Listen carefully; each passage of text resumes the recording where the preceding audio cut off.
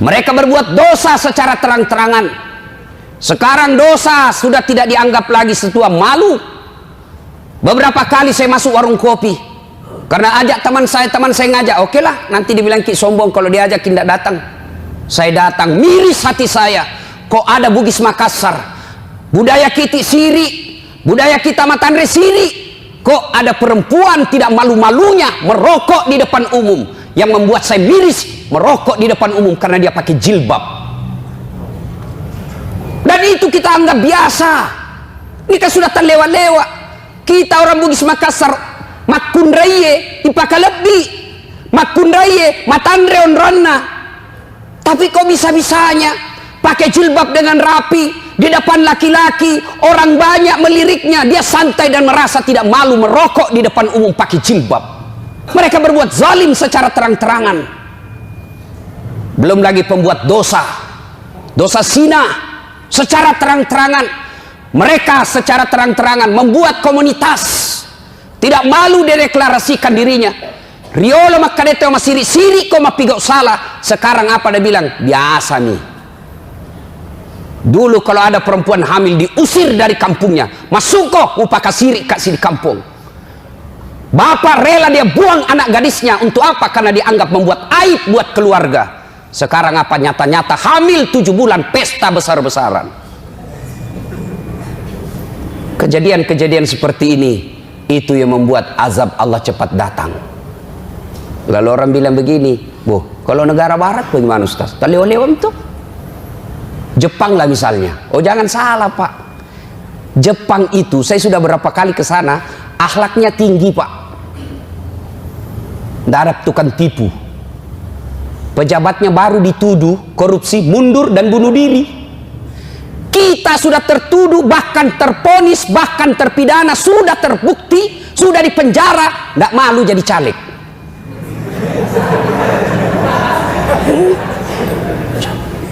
Apalagi kita lihat negara kita, bandingkan negara Eropa, barangkali yang banyak dosanya dibanding Indonesia. Oh jangan salah Pak, mereka banyak dosanya tapi cerdas, punya teknologi yang bisa mengantisipasi bencana alam.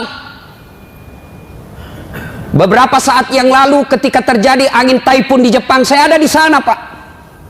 Saya mau khotbah Jumat di sana.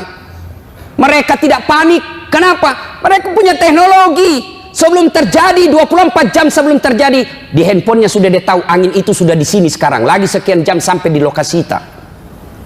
Apa di Indonesia? Sejak 2012, ternyata alat pencatat deteksi dini tsunami sudah rusak. Sejak 2012, baru Pina kasih tahu Ki. Kalau begini negara kita, jangan salah. Na'udzubillah min zalik. Mudah-mudahan kejadian di Palu, Donggala, Sigi menjadi pelajaran buat kita semua. Merugi orang yang diberikan teguran oleh Allah lalu tidak mengambil iktibar pelajaran dari itu. Ya ko yalenno paringarseng, yalenno paringereng. Kau sudah ditegur lalu kau tidak ingat juga. Inna azabi lazadid. Sesungguhnya azabku sangat pedih. Bencana alam ini sesungguhnya ada 3 sifatnya. 1, ujian. 2, teguran. 3, hukuman. Apa bedanya Ustadz? Tergantung siapa yang ditimpa. Apabila orang beriman, orang baik, hancur rumahnya, meninggal istrinya, maka sesungguhnya orang alim itu kena ujian. Namanya ujian mau naik pangkat, namanya ujian mau naik kelas. Anak-anak mahasiswa kalau mau jadi sarjana tentu nulis skripsi berat. Kenapa? Anda mau mendapat gelar sarjana. Ujian. Yang kedua, teguran. Siapa mereka yang ditegur? Orang baik yang berbuat salah. Orang baik yang berbuat salah, dia yang sholat, dia juga yang korupsi. Dia yang rajin sedekah, dia juga yang makan barang haram. Dia yang juga amar ma'ruf, dia juga yang melakukan kemungkaran. Ditegur, mari ngereko, kembali kau ke jalan yang lurus. Yang ketiga, hukuman. Siapa mereka? Orang kafir, pembuat dosa, durjana, maksiat, tidak pernah berbuat baik. kena hukuman, sesungguhnya dia bukan dicoba, tapi dia dihukum panjar dunia. Nah, kita periksa diri tak, kalau rumah tak terbakar, kena gempa, nah, apa dia ujian, apa dia teguran, apa dia hukuman, tergantung siapa. Kalau tidak pernah sholat, pabotor, tukang tipu, koruptor, hancur rumahnya, jangan kau bilang diuji kau bos. Tahu puasa Pak? Ramadan Bapak puasa Bapak polisi? Iya, puasa. Roti halal atau tidak? Air putih halal atau tidak?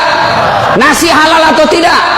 Tapi siang tahan dulu, nanti sudah maghrib. Maknanya Bapak polisi, kalau Bapak polisi pakai baju coklatmu, tahan itu, jaga diri, pengendalian diri yang harus. Boleh marah, tapi ketika warna coklat tahan, karena di situ ada institusimu. Boleh marah, tapi ketika pakai warna coklat tahan. Kenapa? Kamu lagi membawahi negara. Marah boleh, tapi jangan ketika pakai baju coklat. Itu kalau pribadimu disinggung. Tapi kalau institusimu disinggung, coklat harus maju.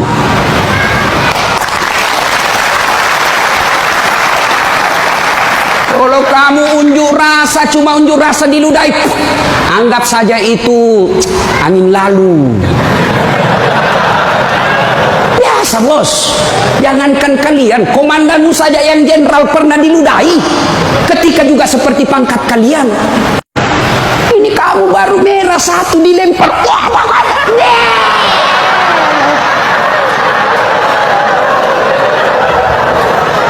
bos, Rasulullah Pak pergi sholat jamaah, diludahi dari atas. Wah. Apa Nabi melempar? Coba kalau Bapak polisi.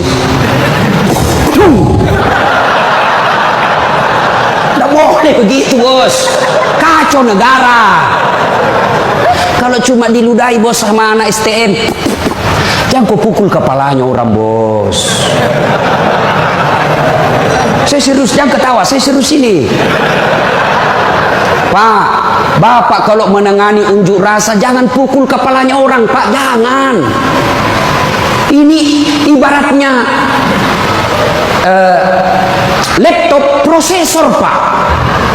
Kalau Bapak pukul otaknya orang, goyang otaknya, lalu dia gila sisa hidupnya, yang mestinya dia pakai sholat, mestinya dia pakai ngaji, karena Bapak pukul kepalanya, akhirnya sakit sisa hidupnya, Bapak yang tanggung dosa-dosanya. Pukul, tapi kakinya kau pukul, jangan kepalanya. Saya sakit hati Ustaz, saya menderita Ustaz. Itu gunanya Anda dilatih ketika sebelum jadi polisi. Ngapain kalian dilatih fisik kalau mentalmu tidak bisa kuat? Apa gunanya Bapak dilatih?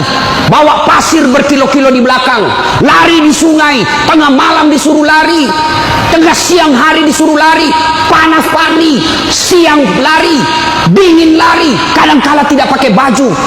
Apa gunanya? Supaya Bapak tahan tempur. Kalau cuma baru marah. Coba, gimana orang mau ke masjid? Bagaimana orang mau ke masjid? Yang ceramah neraka terus dia bahas. Kau dipagang, ditusuk pantatmu, keluar di lehermu, tusuk telingamu, gunting matamu, tusuk matamu. Dia bilang anak muda, tidak usah ke masjid, bikin takut-takut itu Ustaz. Banyak juga. Apalagi yang kasih malas orang ke masjid, kadang-kala gara-gara imam. Kenapa imam? Imamnya suka ganti-ganti sunnah Nabi. Nabi bilang kalau kau jadi imam, ringkaskan bacaan solatmu. Dengar ini yang ada imam di sini. Kalau kita mau angkat takbir itu kan sunnah, balik ke belakang. Salat tajami rahimakumullah. Untuk apa? Kita mau lihat pasukan kita. Kalau banyak orang tua rematik, jangan kau kasih panjang. Siksa orang tua kasihan yang pensiun. Allah. Kalau subuh itu biasa jatuh kepalanya, naik lagi belum selesai, jatuh lagi kepalanya kasihan, dikasih naik lagi belum selesai, jatuh lagi. Kau siksa orang tua. Makanya jangan kasih panjang, kata Nabi. Kalau kau sendiri biar kau rakaat pertama kau kasih hatam Quran urusanmu. Kalau imam ringkaskan, kata Nabi. Yang kedua, kalau kau jadi imam baca yang umumnya orang hafal. Tujuannya apa? Satu, supaya jamaah kalau kau salah ada yang luruskan. Coba kalau imam membaca wadduha salah, anak-anak pun bisa luruskan. Kenapa? Umumnya kita hafal. Tapi begitu imam membaca Al-Anfal salah, ya lemu. Hadapi dirimu sendiri. Ada ini imam penghafal Quran di tes hafalannya anak muda. Pergilah sholat, imam dia baca-baca yang betul-betul susah. Begitu lagi imam sholat, tiba-tiba ada cicak jatuh ke telinganya. Kena telinganya, stres, kaget. Kaget hilang hafalan. Dia tidak tahu apa sambungannya. Dia ingat, lupa betul. Tiba-tiba dia bilang, tolong bantu di belakang. Dia bilang yang di belakang, saya juga tidak tahu. Tiba-tiba dia berteriak, daripada repot kalau begitu, Allahu Akbar. Siapa yang salah? Siapa salah? Imam. Yang kedua, ada lagi di kampus saya waktu masih SMP, ini imam ruku, sujud, lama sekali, sudah mau 1 menit, masih sujud, tidak biasanya. Tiba-tiba ada temanku nakal, diangkat kepalanya, langsung teriak, woi, hilang imam. Beribu satu masjid, ternyata imam keluar dari pintu depan. Selesai sholat ditanya, Pak Imam, kenapa kau tinggalkan saf? Dia bilang, saya kentut nak. Lain kali Pak Imam kasih angka kepalanya dulu orang supaya dilihat kok. Dia bilang, saya malu dilihat, jadi saya lari sendiri sembuh. Siapa salah? Siapa salah? Imam. Yang kedua kata Nabi, bacalah yang umumnya orang hafal. Tujuannya apa? Supaya jamaah bisa khusyuk. Coba kalau imam membaca Qul huwallah, anak-anak pun ikut. Kenapa? Dia hafal. Tapi begitu imam membaca surah Al-Anfal ayat 5 sampai 78, dia khusyuk dengan bacanya, kita menghayal. Kita mau ikut, tidak dihafal. Kita mau ruku, belum selesai, terpaksa dibaca semua di dinding. Keadaan keuangan Masjid Baitur Rahman, saldo kas, pemasukan, pengeluaran, belum selesai juga, sudah dibaca semua itu keadaan kas, belum selesai imam, apalagi dibaca kalender Persatuan Guru Republik Indonesia Kota Jambi. Selesai, belum selesai imam, bajunya lagi orang dibaca, caleg DPR RI nomor urut. Siapa salah? Siapa salah? Imam. Maka jadi imam hati-hati. Perempuan bagaimana Ustaz? Perempuan lain. Kalau perempuan, anak-anak gadis, anak darah, lebih utama di rumah. Kenapa? Nanti kau bawa fitnah ke masjid. Dulu memang perempuan tidak dianjurkan ke masjid. Dulu. Kenapa? Karena ulama mengkhawatirkan kalau perempuan keluar, diculik dan diperkosa. Dulu. Sekarang aman Kota Jambi. Apalagi kalau ibu sudah usia 65 tahun. Tidak ada yang mau culik kau. Yuk, hidup salat jamaah. Saya seandainya jadi wali kota, saya ke masjid, pasti itu kepala dinas ikut semua. Coba kalau wali kota sholat subuh, Assalamualaikum warahmatullahi wabarakatuh, Assalamualaikum warahmatullahi wabarakatuh. Mana ini kepala dinas PU? Tidak pernah juga kita lihat dapat salat.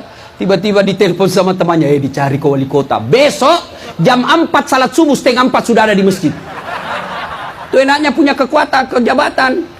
Ya, hidupkan salat jamaah, insya Allah kampung kita makmur.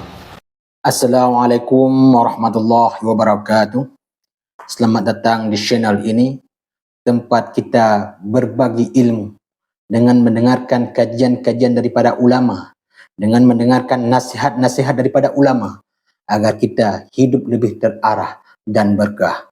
Yang menonton ini jangan lupa klik like, subscribe, dan aktifkan lonceng notifikasi agar tidak ketinggalan video-video berikutnya. InsyaAllah video ini akan selalu memberikan kajian ataupun nasihat-nasihat para ulama agar kita hidup selalu berkah. Wassalamualaikum warahmatullahi wabarakatuh.